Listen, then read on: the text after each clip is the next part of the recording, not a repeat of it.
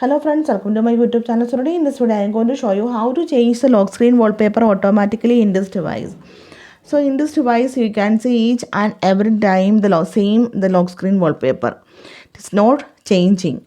So let me show you how to change the lock screen wallpaper automatically in this device. For this, go to settings, then scroll down, tap on home screen and lock screen, then again scroll down, tap on glance for Realme, then turn on this option activate on lock screen.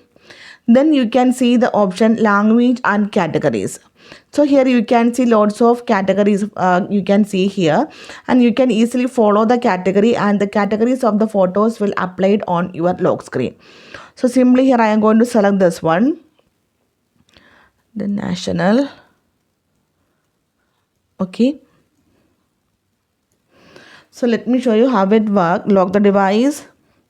You can see the lock screen wallpaper is changing automatically in this device.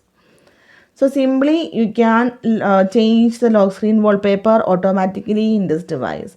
So hope you guys enjoy this video. Thank you for watching. Thank you. Bye bye.